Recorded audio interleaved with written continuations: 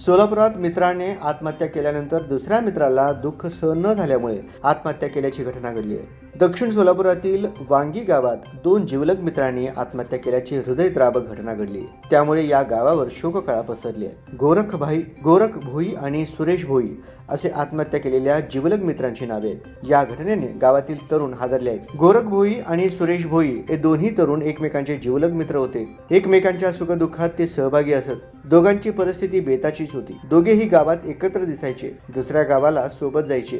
त्यांच्या मैत्रीचे गावकऱ्यांना कौतुक होते। हे दोघेही जिवलग मित्र होते। पण गोरख भोईंच्या आत्महत्येने सुरेश भोईच्या मनावर मोठा परिणाम झाला। त्याला मित्राचा हा विरह सहन झाला नाही। त्यानेही लागलीच आत्महत्या केली। त्यामुळे गावात नातेवाईकांच्या किंकाळ्यांनी अनेकांच्या काळजाला कापरं भरलं। या घटनेने गावकरी सुन्न झाले। आधी गोरख भोई यांनी आपल्या घरी गळफास घेऊन आत्महत्या केली। त्यामुळे गावावर शोककळा पसरली। ही वार्ता सुरेशला समजली। त्याने गोरखचे घर गाठलं। जिवलग मित्रांनी असं टोकाचं पाऊल का उचललं या विचारात तो होता। त्याच्या अंत्यसंस्काराची तयारी सुरू झाली। पण सुरेशचे मन गलबलून गेले। जिवलग मित्र सोडून गेल्याने त्याची घालमेल सुरू झाली। गोरख भोई याचा अंत्यविधी सुरू असतानाच सुरेश भोई यानेही आत्महत्या केल्याची माहिती प्रत्यक्षदर्शींनी दिली। सुरेश भोई आज शेतात गेला आणि त्याने झाडाला गळफास घेत आत्महत्या केल्याचा प्रकार समोर आला। त्यामुळे गावकरी हादरले। एकाच दिवशी दोन मित्रांच्या अंत्ययात्रा या गावातून निघाल्या। दोन्ही कुटुंबावर दुःखाचा डोंगर कोसळला। सुरेश भोई याचे आई वडील शेतात शेतमजूर म्हणून काम करतात। या प्रकरणी